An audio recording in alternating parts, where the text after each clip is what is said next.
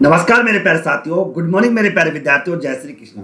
दोस्तों क्षमा चाहूँगा, पता मैं लेट हो गया दोस्तों, क्योंकि आज हमारी यूट्यूब पे कुछ नई क्लासेस थी तो उनको कुछ पता नहीं था, इसलिए मैं चला था। ओके, सभी को वेरी वेरी गुड मॉर्निंग दोस्तों, जय श्री कृष्णा। दोस्तों जैसा कि मैंने वादा किया था दोस्तों, कॉमर्स के विद्यार्थियों के लिए डेली सुबह 9 बजे से लेकर 10 बजे तक दोस्तों आप लोगों के लिए यूनिट 1 को लेकर मैं आपकी क्लास लेके आऊँगा, जिसकी प्रैक्टिस मैं आपको कराऊंगा क्वेश्चनों के माध्यम से।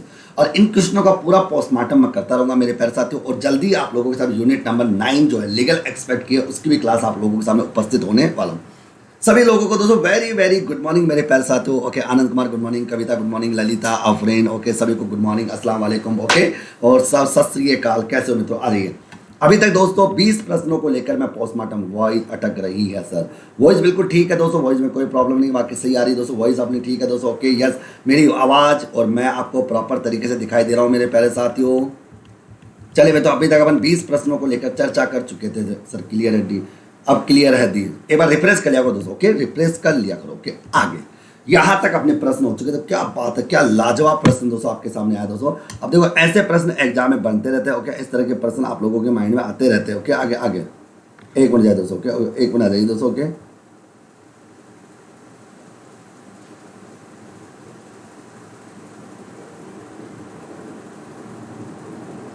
एक मिनट यार, क्या दिक्कत है? ये कब पता कर पाए जमीन दोनों की?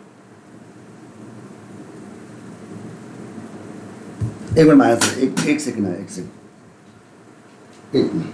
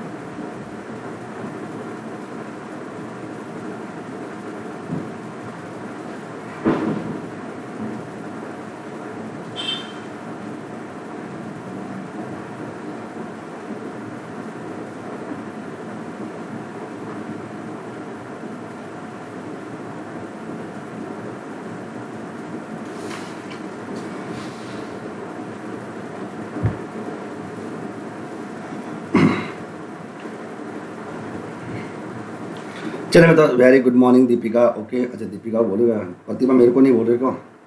चलो दोस्तों आ जाइए आ जाइए आ जाइए। कितने प्रश्न हो चुके थे? 21 नंबर का प्रश्न आप लोगों के सामने आ चुका है। 21 नंबर का प्रश्न आप लोग देखो, आपको इसको सुमेलित करना भाई। देखो, उद्योग विकास नियमन अधिनियम, मैं आपको एक सर, आपके आपके सबसे प्यारे स्टूडेंट दुलार सर आगे, ठीक है। देखो मैं आपको एक बात बता दूं, मैं तो ये रहा, आप सभी को पता है दोस्तों कि भारत की पहली फर्स्ट औद्योगिक नीति बनी थी 1948 में। भारत की पहली औद्योगिक नीति बनी थी 1948 में। भारत की पहली औद्योगिक नीति 1948 में बनाई गई थी। और इस औद्योगिक नीति के आधार पर उद्योगों का क्या किया गया था? वर्गीकरण किया गया था, उद्योगों का वर्गीकरण। और उद्योगों को 204 कैटेगरी में बांट दिया गया था। फिर आता है तो उद्योगों का विकास और नियमन करने के लिए, उद्योगों का विकास तथा नियमन करने के लिए लाइसेंस प्रणाली अपनाई गई थी। लाइसेंस प्रणाली अपनाई गई थी कि उद्योगों को स्थापना करने के लिए लाइसेंस प्रणाली लागू की गई। ओके, लागू की गई, तो लाइसेंस प्रणाली को लागू की गई। ओके, लाइसेंस प्रणाली को लागू किया गया था दोस्तों। ओके, इसी के तहत दोस्तों हुआ क्या था, 1951 में दोस्तों एक कानून बन गया था, जिसका नाम था दोस्तों औद्योगिक विकास नियमन अधिनियम 1951। इस कानून के तहत ये कहा गया था, ओके मतलब इस कानून के तहत ये कहा गया था कि कोई भी उद्योग अगर भारत में स्थापित होगा तो उसको लाइसेंस लेना कंपल्सरी होगा, अतः वो लाइसेंस लेना उसके लिए जरूरी माना जाएगा, लाइसेंस लेना उसके लिए जरूरी माना जाएगा। ये 1951 में ये कानून बनाया गया था, 1951 में इस कानून को बनाया गया था। आगे फिर आता है तो आयात निर्यात नियंत्रण अधिनियम की बात है। आयात निर्यात तो इंपोर्ट और एक्सपोर्ट को कंट्रोल करने के लिए 1947 में एक कानून बना, जिसका नाम था 1947, यानी आयात निर्यात नियंत्रण अधिनियम 1947।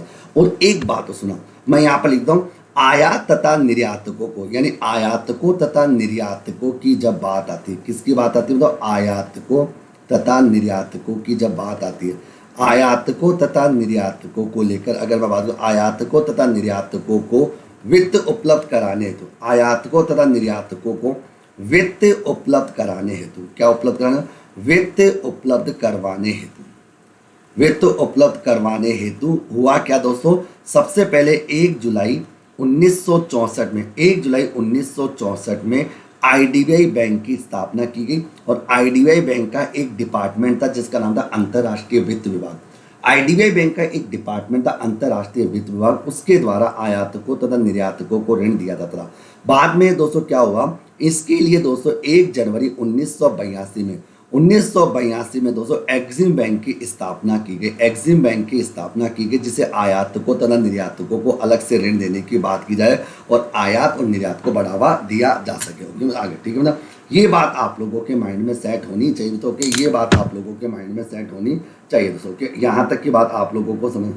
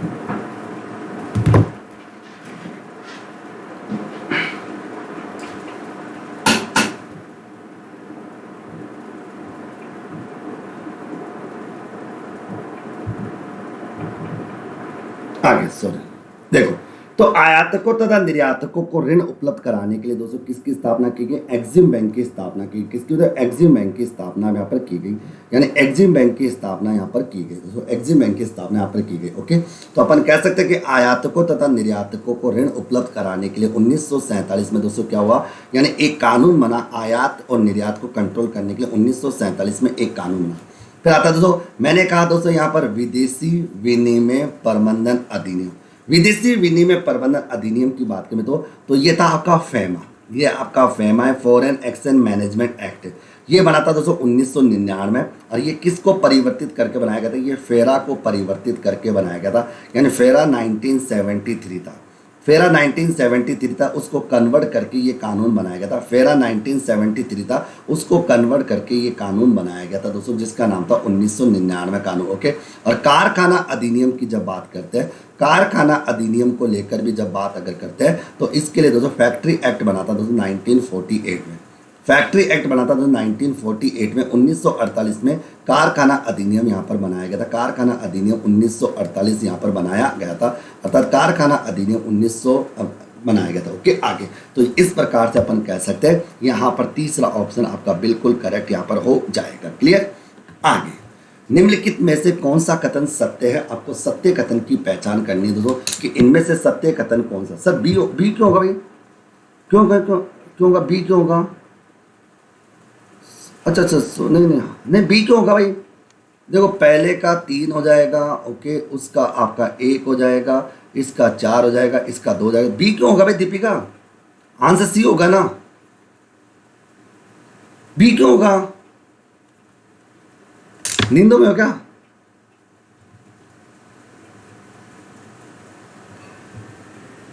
आगे, निम्नलिखित में से कौन सा कथन सत्य है? आपको यहाँ पर सत्य कथन की पहचान करनी कि इनमें से दोस्तों सत्य कथन कौन सा है। आपको यहाँ पर सत्य कथन की पहचान करनी कि इनमें से सत्य कथन कौन सा, उस सत्य कथन के बारे में हमको बात यहाँ पर करनी कि सत्य कथन कौन सा है, ये आपको देखना है।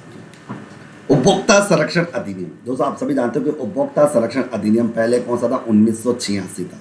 ओके, 1986 का पहले कानून था दोस्तों। क्या आगे तो मतलब उपभोक्ता संरक्षण अधिनियम पहले 1986 था। उसके बाद उसको कन्वर्ट करके 20 जुलाई 2020 को 20 जुलाई 2020 को इसके स्थान पर नया कानून बना, उपभोक्ता संरक्षण अधिनियम 2019 बना। उपभोक्ता संरक्षण अधिनियम के अंतर्गत स्थापित उपभोक्ता कोर्ट, यानी जो उपभोक्ता कोर्ट है, चाहे वो जिला मंच हो, चाहे वो राष्ट्रीय राज्य आयोग हो, चाहे राष्ट्रीय आयोग हो, अपनी अवमानना के लिए दंड नहीं दे सकता। तब ये बिल्कुल तो अवमानना के लिए दंड नहीं दे सकता, तभी तो कहते हैं इसको अर्ध न्यायिक संस्था कहा जाता है। उपभोक्ता संरक्षण को क्या होता है? अर्ध न्यायिक संस्था, मतलब अर्ध न्यायिक संस्था इसको कहते हैं दोस्तों। क्वाइस जस्टिस इंस्टीट्यूशंस के नाम से इनको जानते हैं, क्वाइस जस्टिस इंस्टीट्यूशंस के नाम से इनको जाना जाता है, अर्ध न्यायिक संस्था के नाम से इनको जाना जाता है। तो मित्रों मैंने कहा कि उपभोक्ता संरक्षण अधिनियम 1986 के अंतर्गत स्थापित उपभोक्ता कोर्ट अपनी अवमानना के लिए दंड नहीं दे सकता, अपनी अवमानना के लिए दंड नहीं दे सकता, अपनी अवमानना के लिए दंड नहीं दे सकता, ये ध्यान रखना। तो उपभोक्ता संरक्षण अधिनियम 1986 के अंतर्गत स्थापित उपभोक्ता कोर्ट अपनी अवमानना के लिए दंड नहीं दे सकता। पेशेवर या व्यावसायिक सेवाएं जो होती है, पेशेवर या व्यावसायिक सेवाएं मैंने कहा पेशेवर या व्यावसायिक सेवाएं कंज्यूमर प्रोटेक्शन एक्ट के क्षेत्र के दायरे से बाहर है। नहीं दोस्तों, ये गलत है। आपकी प्रोफेशनल सेवाएं और बिजनेस की सेवाएं दोस्तों कंज्यूमर अवमानना क्या होती है? कंडक्ट, यानी दोस्तों गलती। अगर आप कोर्ट की अवहेलना करते हो, कोर्ट के नियमों को नहीं मानते, तो इसके लिए दोस्तों वो दंड नहीं दे सकता, क्योंकि दंड देने का अधिकार इसको नहीं है दोस्तों। ओके, आगे। और इसके अलावा आता है कि पेशेवर और व्यावसायिक सेवाएं जो होती है वो कंज्यूमर प्रोटेक्शन एक्ट के क्षेत्र से बाहर है। नहीं मित्रों, इस क्षेत्र से बाहर नहीं है। ओके, पेशेवर और व्यावसायिक सेवाएं जो है वो कंज्यूमर प्रोटेक्शन एक्ट के दायरे में आती है। उपभोक्ता कोर्ट भ्रामक, यानी दोस्तों भ्रमजनक, अगर आप कोई भी भ्रमजनक करते हो या दोस्तों भ्रमजनक विज्ञापन देने वाले व्यक्ति को अपना दोष मानने के लिए बाध्य नहीं कर सकती। गलत है तो बाध्य कर सकती, ऐसा क्या? एक मिनट,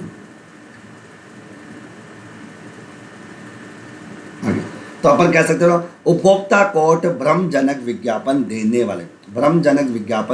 वाले व्यक्ति को अपना दोष मानने के लिए बाध्य नहीं कर सकती। ओके, तो ये भी दोस्तों आपका गलत है, बाध्य कर सकती है, ऐसा उसके पास पावर होता है। ओके, आगे।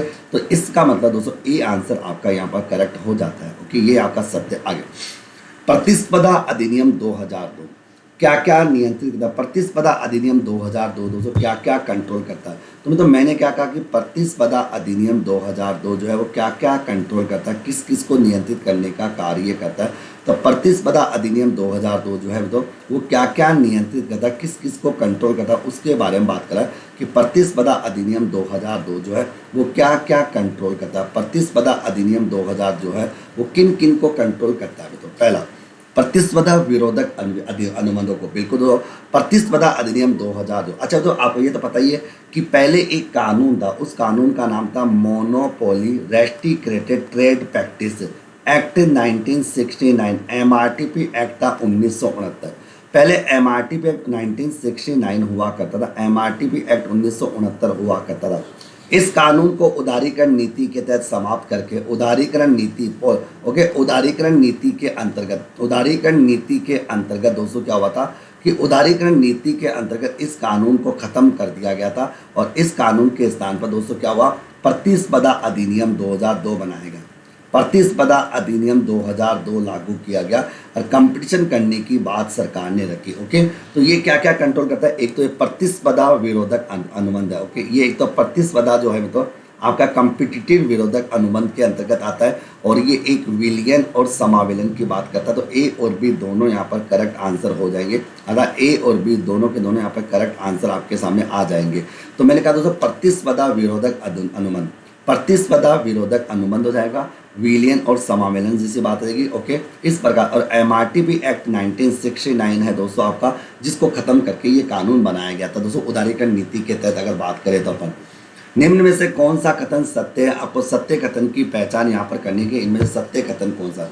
बड़े औद्योगिक घराने प्रतिस्पर्धा अधिनियम 2000 क्षेत्र के बाहर नहीं, दोस्तों छोटा हो या बड़ा हो, सभी जो उद्योग है वो प्रतिस्पर्धा अधिनियम 2002 के दायरे के अंतर्गत आते हैं। चाहे छोटा उद्योग हो चाहे बड़ा उद्योग हो, सभी के सभी उद्योग है वो प्रतिस्पर्धा अधिनियम 2002 के दायरे में आते हैं, अर्थात प्रतिस्पर्धा अधिनियम 2002 के दायरे में वो आते हैं। ओके।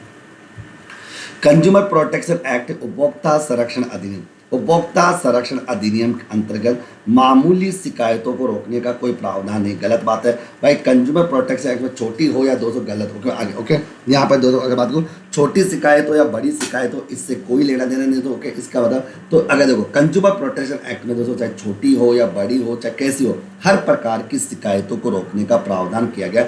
अतः हर प्रकार की शिकायत रोकने की बात वहाँ पर की गई है। ओके, हर प्रकार की शिकायत को रोकने की बात उसके अंतर्गत की गई है। अब बात करें ट्रेडमार्क्स अधिनियम 1999 सेवाओं पर लागू नहीं होता, बिल्कुल। तो यहाँ पर ये मैं कह दूँ ये सी आंसर आपका सही है कि आपका जो ट्रेडमार्क अधिनियम है, मैंने कहता हूँ यहाँ पर मैंने कहा ट्रेडमार्क अधिनियम, ट्रेडमार्क जो अधिनियम है 1999 वो सेवाओं के ऊपर लागू नहीं होता, सर्विसेज के ऊपर उसे लागू नहीं किया जाता, अतः उसे सर्विसेज के ऊपर लागू नहीं किया जाता। ओके, मतलब आपको सर्विसेज के अंतर्गत उसे कंसिडर नहीं करते। तो ट्रेडमार्क अधिनियम 1999 जो है तो वो सेवाओं पर लागू नहीं होता। तो ये आंसर आपका सी हो जाएगा। सही आपका सी आंसर यहाँ पर हो जाएगा। ओके, सी आंसर दोस्तों आप लोगों का यहाँ पर हो जाएगा। ओके, मतलब आगे सी आंसर आप लोगों का यहाँ पर हो जाएगा। आगे उसके बाद ओके आगे फिर आता उपभोक्ता संरक्षण अधिनियम 1986 के अंतर्गत डिस्ट्रिक्ट फोरम के समक्ष शिकायत दर्ज करने की समयावधि कितनी है? देखो मैं आपको बता दोस्तों कि अगर उपभोक्ता संरक्षण अधिनियम 1986 ओके मतलब देखो उपभोक्ता संरक्षण अधिनियम 1986 की बात करें और जिला जो मंच है, जिला मंच के समक्ष शिकायत दर्ज करने की समय सीमा पूछी है। देखो इसका मतलब क्या कि एक उपभोक्ता जब भी कोई वस्तु या किसी सेवा का उपभोग करता है, एक उपभोक्ता किसी वस्तु या सेवा का जब भी उपभोग करता है मित्रों, तो वो मैक्सिमम 2 साल का टाइम उसको दिया जाता है। 2 साल के अंदर वो शिकायत दर्ज कर सकता है, अतः 2 साल का समय उसे दिया जाता है। 2 साल का समय दिया जाता है कि वो जिला मंच पर अपनी शिकायत दर्ज कर सकता है अगर मामला दोस्तों 1 करोड़ का है। अगर मामला वर्तमान में अप टू 1 करोड़ तक का मामला अगर है तो अगर मान लो कोई व्यक्ति जिला मंच की बात को खुश नहीं होता तो जिला मंच के विरुद्ध जो अपील करेगा वो अपील कितने दिन में करेगा? 30 दिन में अपील करेगा। 30 दिन में वो अपील करेगा। अपील कहाँ करेगा? राज्य आयोग में अपील करेगा अगर वो जिला मंच के डिसीजन से खुश नहीं होता है तो। राज्य आयोग के मामले में अगर वो खुश नहीं होता तो राज्य आयोग की जो अपील होगी, राज्य आयोग की जो अपील होगी वो कितने दिन में होगी? वो 30 दिन में अपील होगी दोस्तों। वो कहाँ होगी? वो राष्ट्रीय आयोग में होगी। कहाँ पर होगी? राष्ट्रीय आयोग में होगी। अतः राष्ट्रीय आयोग में उस अपील को करने की बात आ जाएगी और राष्ट्रीय आयोग के निर्णय से अगर वो खुश नहीं होगा तो उसकी अपील करेगा दोस्तों। कहाँ पर करेगा? वो 30 दिन में अपील करेगा। 30 दिन में अपील करेगा और वो कहाँ करेगा? हाई कोर्ट मतलब वो सुप्रीम कोर्ट में करेगा। तो सुप्रीम कोर्ट और उच्चतम न्यायालय में उसकी अपील करेगा। अर्थात दोस्तों स्टार्टिंग जो है जिला मंच से होती है। इसका मतलब दोस्तों 2 साल के अंतर्गत वो कभी भी शिकायत कर सकता है। ये जरूरी नहीं कि उसने अगर सामान आज खरीदा है और आज उसके साथ कोई प्रॉब्लम होती है तो ही शिकायत करे, ऐसा नहीं होता। कंज्यूमर कोर्ट में साफ साफ कहा गया कि आप किसी वस्तु या सेवा का उपभोग करने के 2 साल के अंतर्गत कहीं पर भी शिकायत कर सकते हो। आपको 2 साल का पूरा टाइम आपको दिया जाएगा। 2 साल की शिकायत करने की बात आती है। और यदि अगर आप किसी मामले से संतुष्ट नहीं होते तो जिला मंच के डिसीजन से अगर आप खुश नहीं होते तो उसकी अपील कहाँ करोगे? राज्य आयोग में करोगे। राज्य आयोग के डिसीजन की बात है तो राष्ट्रीय आयोग में करोगे और राष्ट्रीय आयोग की बात करें तो अपन करेंगे सुप्रीम कोर्ट में। तो सुप्रीम कोर्ट में उसकी बात यहाँ पर की जाएगी। सुप्रीम कोर्ट में लेकर दोस्तों ये चीज़ वहाँ पर सामने रखी जाएगी। ओके, सुप्रीम कोर्ट को लेकर दोस्तों ये चीज़ वहाँ पर कर दी जाएगी। ओके, तो इस तरह की बात आप लोगों के माइंड में आ जाएगी दोस्तों। ओके, आगे तो 2 साल के अंतर्गत दोस्तों अपन शिकायत दर्ज करें। 2 साल का टाइम अपने को दिया जाता है। अगला, निम्नलिखित में से कौन सा अधिनियम भारत में कारोबार के लीगल वातावरण का तत्व नहीं है, यानी कारोबार के लीगल एनवायरनमेंट को लेकर शामिल नहीं करता? लीगल आगे ओके मतलब तो यहाँ पर मैं बात करूँ और समझने की कोशिश करूँ तो ये प्रश्न पूछा जा रहा है मित्रों आप लोगों से कि निम्नलिखित में से कौन सा अधिनियम भारत में कारोबार के लीगल वातावरण का तत्व नहीं है, अतः लीगल वातावरण के अंतर्गत वो नहीं आता। ये प्रश्न आपसे पूछा कि कौन सा अधिनियम भारत में कारोबार के लीगल एनवायरनमेंट का पार्ट नहीं है, अतः लीगल एनवायरनमेंट का पार्ट नहीं है। पहला औषधि व श्रृंगार प्रसाधन अधिनियम 1940 मित्रों। ओके, खाद उसके बाद आता है दोस्तों आप लोगों के सामने तो औषधि एवं श्रृंगार प्रसाधन अधिनियम 1940 दोस्तों ये बिल्कुल आता है दोस्तों, ये कानून तो बिल्कुल आता है क्योंकि मतलब ये लीगल कानून है दोस्तों, आप गलत तरीके से काम नहीं कर सकते और इसके विरुद्ध आपकी अपील। खाद्य प्रमिश्रण निरोध, ये विरोध, ये तो निरोधक अधिनियम दोस्तों, ये लीगल नहीं दोस्तों, ये तो कार्रवाई करने वाला कानून है। और एमआरटीपी एक्ट खत्म हो गया, प्रतिस्पर्धा अधिनियम आ गया। तो बी और सी जो है वो आपके वैधानिक वातावरण का पार्ट नहीं माने जाते, अतः लीगल वातावरण का भाग उसे नहीं माना जाता, लीगल वातावरण का पार्ट उसे बिल्कुल भी नहीं माना जाता। तो अपन कह सकते हैं खाद्य प्रमिश्रण निरोध अधिनियम 1954, एकाधिकार एवं प्रतिबंधनात्मक व्यापार अधिनियम दोस्तों 1969, तो अपन इसको एमआरटीपी एक्ट भी कह सकते हैं, एमआरटीपी एक्ट 1969 भी कह सकते हैं। तो ये कानून में नहीं आएगा। आगे, भारत के कई राज्यों में बिजली या विद्युत की कमी है। बिल्कुल है दोस्तों, भारत के आज भी बहुत से ऐसे राज्य हैं जहाँ पे बिजली या विद्युत की बहुत मात्रा में कमी है। ये किस प्रकार के व्यावसायिक वातावरण की समस्या को प्रकट करता है कि ये किस प्रकार की समस्या बताने का प्रयास कर रहा है। तो कि आज भी तो मतलब भारत में कई राज्यों में बिजली या विद्युत की तीव्र कमी है। तो दोस्तों ये आपका आर्थिक वातावरण को बता रहा है कि आज दोस्तों लोगों के पास पैसा नहीं है, घरों में लाइट नहीं है। क्यों? क्योंकि भारत में आज भी बहुत मात्रा में बीपीएल परिवार रहते हैं और बीपीएल परिवार होने की वजह से दोस्तों सरकार क्या कहती है उन तक विद्युत वगैरह नहीं पहुंचा पा रही। ओके, तो दोस्तों आपको याद हो 25 सितंबर 2018 को प्रधानमंत्री नरेंद्र मोदी जी के द्वारा प्रधानमंत्री सहज बिजली घर योजना, दोस्तों घर घर बिजली घर योजना थी। तो आप बता दो, इस बिजली या विद्युत की आपूर्ति को बढ़ावा देने के लिए सरकार ने क्या किया था, 25 सितंबर अंत्योदय, ओके, पंडित दीनदयाल उपाध्याय के जन्मदिन 25 सितंबर 2018 को प्रधानमंत्री नरेंद्र मोदी द्वारा प्रधानमंत्री सहज बिजली घर योजना, प्रधानमंत्री सहज बिजली घर योजना सरकार ने शुरू की थी। ओके दोस्तों, घर घर बिजली योजना शुरू की गई थी। तो आज भी दोस्तों देश में, आज भी भारत के कई राज्यों के अंदर, आज भी भारत के कई राज्यों में दोस्तों बिजली या विद्युत की बड़ी मात्रा में कमी है। बिजली या विद्युत की बड़ी मात्रा में क्या है, कमी है। ये किस प्रकार के व्यावसायिक वातावरण की और समस्या का बताती है। तो मैं तो ये आपके दोस्तों बताती है दोस्तों किसमें, प्रधानमंत्री, तो ये आ जाएगा। तो ये आर्थिक वातावरण को शो करती है, इकोनॉमिक एनवायरनमेंट दर्शाती है। निम्नलिखित में से क्या उपभोक्ता संरक्षण अधिनियम 1986 की सीमा के क्षेत्र के बाहर आता है। मित्रों आप जानते हो कि उपभोक्ता संरक्षण अधिनियम 1986 समाप्त होकर ये कानून 2019 में परिवर्तित हो गया।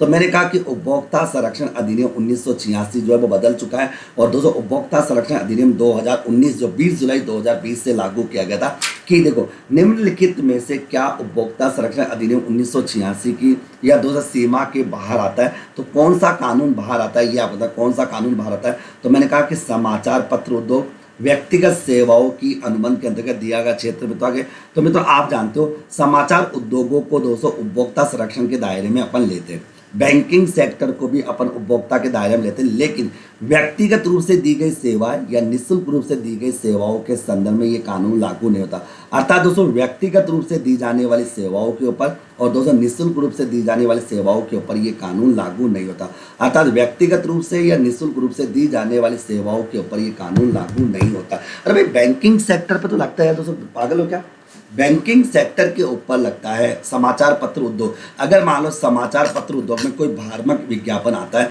जिसकी वजह से किसी व्यक्ति को नुकसान हो सकता है तो उसके ऊपर कंज्यूमर मामला दायर हो सकता है। लेकिन व्यक्तिगत रूप से अगर कोई सेवा दी जाती है तो व्यक्तिगत रूप से दी गई सेवाओं या अनुबंधों के अंतर्गत दोस्तों ये कानून लागू नहीं होता। भाई अगर किसी न्यूज़पेपर में कोई गलत इश्तिहार आता है या कोई गलत सुझाव आ जाती है, न्यूज़ आ जाती है जिसकी वजह से किसी कंज्यूमर को अगर नुकसान होता है तो उसके ऊपर कंज्यूमर एक्ट लागू होगा। लेकिन व्यक्तिगत रूप से दी गई सेवाओं के ऊपर या निःशुल्क रूप से दी गई सेवाओं के ऊपर ये लागू नहीं होता। जैसे सपोज करो एक गृहिणी घर का काम करती है तो क्या वो कंज्यूमर के दायरे में आएगी? वो कंज्यूमर के दायरे में नहीं आएगी दोस्तों, क्योंकि गृहिणी के द्वारा दी गई सेवाएं जो होती है वो घर गृहस्थी के लिए होती है और वो व्यक्तिगत रूप से अनुबंध के अंतर्गत आती है। उन सेवाओं को कंज्यूमर के दायरे में शामिल नहीं किया जाता। लेकिन दोस्तों अगर मैं बात करूं एक नौकरानी के द्वारा दी गई सेवाओं को कंज्यूमर एक्ट के दायरे में शामिल किया जा सकता है, क्योंकि वो निःशुल्क रूप से काम नहीं करती, वो पैसा लेकर कार्य करती है, उसकी बात यहाँ पर आ जाएगी। ओके, तो व्यक्तिगत रूप से दी गई सेवाओं को इस दायरे में अपन शामिल नहीं करते। अगला, निम्नलिखित में से कौन सा प्रतिस्पर्धा अधिनियम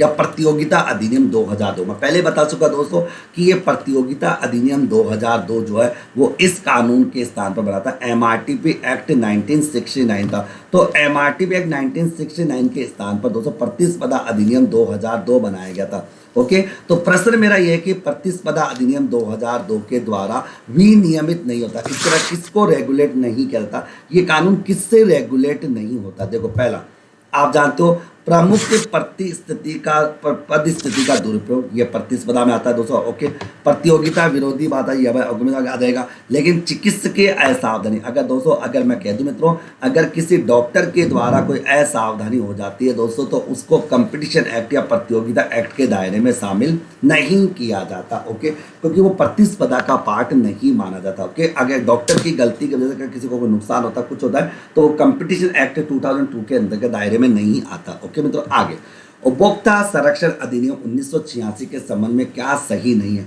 सही बात नहीं है, ये प्रश्न पूछा कि ओके मित्रों देखो, मैंने कहा दोस्तों यहाँ पर कि कंज्यूमर प्रोटेक्शन एक्ट 1986 के संबंध में कौन सी बात सही नहीं है, सही नहीं है। 2 से अधिक वर्षों पहले खरीदी गई वस्तु के संबंध में किसी शिकायत पर विचार नहीं कर सकते। बिल्कुल सत्य बात है, बिल्कुल सत्य बात है, क्योंकि 2 साल तक का टाइम रहता है। 2 साल तक का आप शिकायत दर्ज करा सकते हो, 2 साल के बाद आप शिकायत दर्ज नहीं करा सकते। हाँ, अगर कोई मामला बहुत ज़्यादा कठोर हो या लगता है कि दोस्तों शिकायत करना जरूरी था या 2 साल का रीजन था, अगर 2 साल का कोई रीजन था तो उस रीजन के ऊपर दोस्तों शिकायत दर्ज नहीं हो सकती।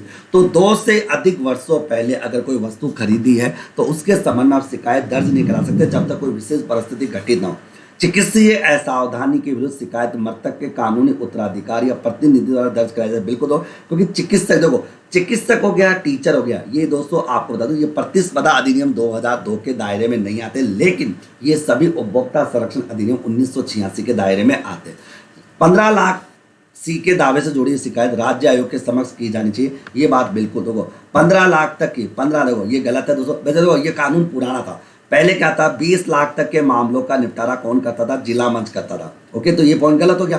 और 20 लाख से लेकर 1 करोड़ तक के मामलों का निपटारा राज्य आयोग करता था और 1 करोड़ से अधिक के मामलों का निपटारा राष्ट्रीय आयोग करता था। लेकिन दोस्तों अब क्या हो गया, 1 करोड़ तक के मामलों का निपटारा जिला मंच करता है, 1 से लेकर 10 करोड़ तक के मामलों का निपटारा राज्य आयोग करता है और उसके बाद 10 करोड़ से अधिक के मामलों का निपटारा राष्ट्रीय आयोग के द्वारा किया जाएगा। तो ये पॉइंट आपका सरासर गलत है, इसमें कोई दो राय करें, ये पॉइंट आपका सरासर गलत हो जाता है, इसमें कोई दो राय के बारे में। पहले 20 से लेकर 1 लाख 15 लाख तक के देखो इस प्रश्न का आंसर जो था ना पहले वो ये था कि 15 लाख तक के मामलों का निपटारा, देखो 20 लाख तक के जो भी मामले होते ना उसका निपटारा जिला मंच करता था। ओके, और 20 लाख से लेकर 1 करोड़ तक के मामलों का निपटारा राज्य आयोग के द्वारा किया जाता था। ओके गाइस,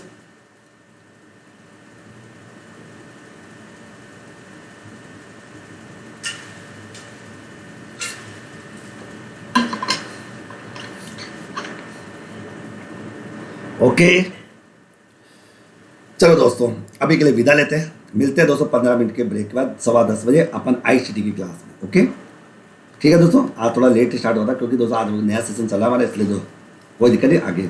तो अभी दोस्तों आपकी 10:15 बजे आपका ICT होगी और लगभग दोस्तों मतलब आपकी शाम को 7 बजे आपकी क्या होगी, मैथ्स होगी। और इसलिए मैं बीच में बता दूंगा जो भी क्लास होगी दोस्तों आपको बताता रहूँगा। ओके, थैंक यू मित्रों, टेक केयर मित्रों, ऑल द बेस्ट, पढ़ते रहो, मस्त रहो। पूरा कोर्स आपके पास पढ़ा हुआ है, आराम से पढ़ो, उसको रिवाइज करो, मजे से पढ़ते रहो, आराम से, कोई दिक्कत नहीं, आराम से क्लियर।